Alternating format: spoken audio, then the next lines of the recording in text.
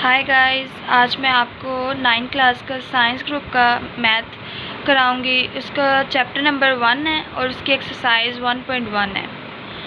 इसकी एक्सरसाइज 1.1 का first question है, find the order of the following matrices. अब सबसे पहले हमारे पास आता है क्वेश्चन, मैट्रिसेस क्या होते हैं।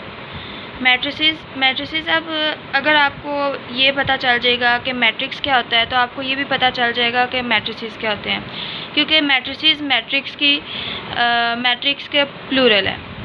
तो सबसे पहले हम इसकी डेफिनेशन पे चलते हैं। 1.1 की कुछ डेफिनेशंस हैं जिसको आप करके ही 1.1 की एक्सरसाइज आप कंप्लीट सॉल्व कर सकते हैं।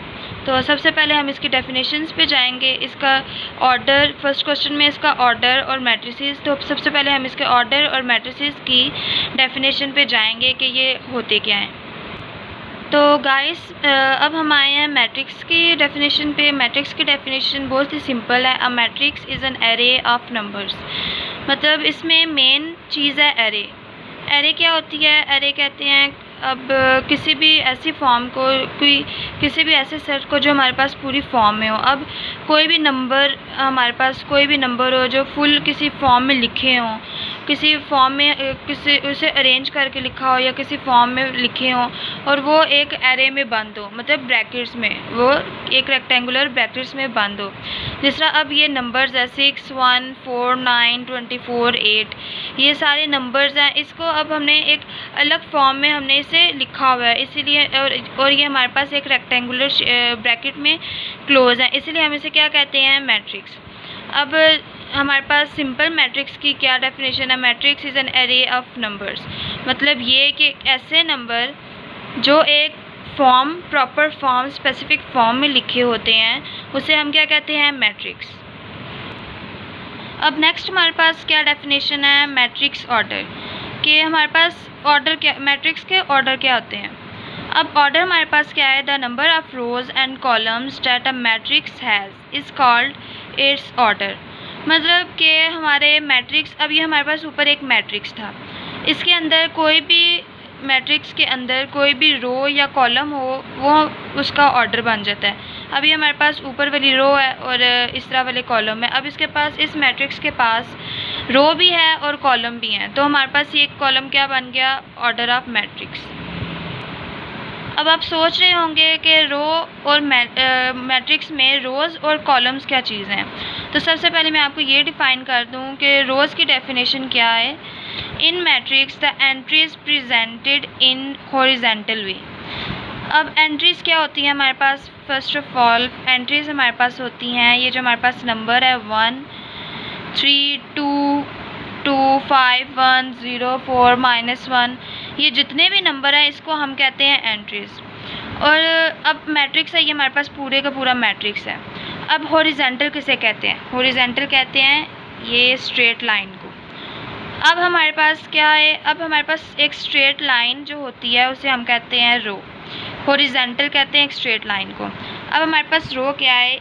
ये सारी हमारे पास रो है, ये सेकंड रो है और ये थर्ड रो है। मीन इस लाइन में जो भी हमारे पास होगा वो हमारे पास रो होगी।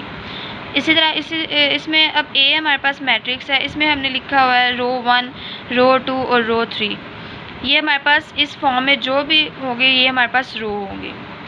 अब रो के नेक्स्ट आता है कॉलम।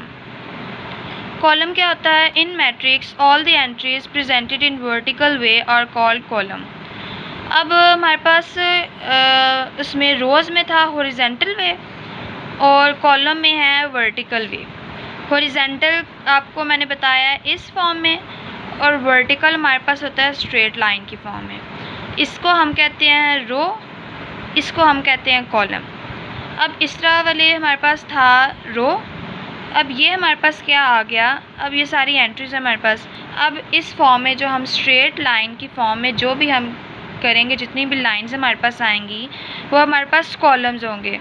अब हमारे पास first column, second column, third column. अब ये होगी हमारे पास ये ऑर्डर ऑफ मैट्रिक्स की फुल जो फॉर्म है इसकी, मतलब फुल डेफिनेशन है, जिससे आपको ऑर्डर ऑफ मैट्रिक्स की समझ आ जाए। और ऑर्डर ऑफ मैट्रिक्स आप क्वेश्चन सॉल्व कर सकते हैं इन सारी डेफिनेशन को आप देख के। तो गाइस अब हम इस एक्सरसाइज के क्वेश्चन नंबर 1 पे आ गए हैं।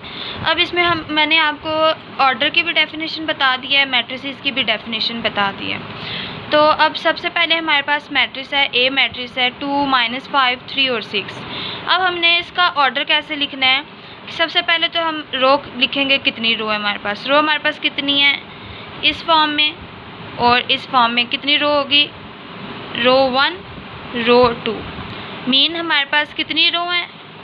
2 रो हमारे पास 2 हैं। और अब हमने कॉलम का ऑर्डर लिखना है। कॉलम क्या मैंने आपको बताया था? Vertical line mean straight line. Straight line क्या होगी हमारे पास? 1 and 2 मीन कॉलम 1, कॉलम 2। अब हमारे पास कॉलम भी क्या आ गए? 2। हमारे पास रो कितनी आई? 2। कॉलम भी कितने हैं? 2। अब मेन चीज़ ये है कि हमने इसे मैट्रिक्स के ऑर्डर में कैसे लिखना है। तो अब पहले फर्स्ट हमारे पास आएगा रो कितनी है? 2।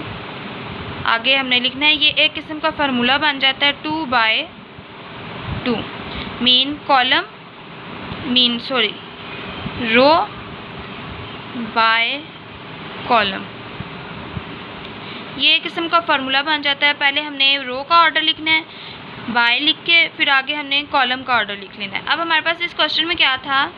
रो का ऑर्डर 2 ऑर्डर था, बाय कॉलम का ऑर्डर क्या था हमारे पास? 2। ये एक किस्म का फार्मूला हमारे पास बन जाता है। ये अब हमारा फर्स्ट पार्ट का फर्स्ट क्वेश्चन हो गया। अब नेक्स्ट क्वेश्चन पे चलते हैं। अब गाइस इसके नेक्स्ट क्वेश्चन पे हम आए हैं। इसके नेक्स्ट क्वेश्चन का हमारे पास मैट्रिक्स है 2, 3, 0 और 5। सबसे पहले हम इसके रो की ऑर्डर लिखेंगे। रो हमारे पास क्या है? हॉरिजॉन्टल वे में 1 and 2 मतलब मीन रो 1, रो 2। क्या मीन? ऑर्डर हमारे पास क्या हो गया रो का? 2। अब हमने देखना है कॉलम का ऑर्डर। कॉलम का ऑर्डर क्या होगा? वर्टिकल लाइन में 1 and 2, column number 1, column number 2। इसका भी क्या हो गया ऑर्डर कॉलम का? 2। अब हमने ऑर्डर ऑफ मैट्रिसेस क्या लिखनी है? 2/2 फर्स्ट रो देन कॉलम के मैट्रिक ऑर्डर कॉलम का ऑर्डर। अब नेक्स्ट क्वेश्चन हमारे पास क्या है? अब नेक्स्ट सी मैट्रिक्स हमारे पास क्या है? 2 और 4। सबसे पहले हमने ऑर्डर लिखना है रो का। रो का ऑर्डर क्या हमारे पास आएगा? अब हमारे पास इधर समझने वाली मेन चीज़ है कि अब हमारे पास तो एक ही लाइन बनती है इस तरह हॉरिजॉन्टल। तो हमारे पास क्या आ गई? रो 1 मीन एक रो अब हमारे पास आ गई। ऑर्डर क्या है रो का? 1। अब देन हमने कॉलम का ऑर्डर लिखना है। कॉलम हमारे पास स्ट्रेट लाइन होती है तो इस तरह बन गए 1 and 2, कॉलम 1, कॉलम 2। अब हमारे पास कॉलम का क्या ऑर्डर बन गया? 2। ऑर्डर ऑफ मैट्रिसेस क्या बनता है? रो बाय कॉलम। रो क्या है हमारे पास? 1/2। ये हमारे पास क्या बन गया? Order of matrices. देन हमारे पास 4 क्वेश्चन है डी।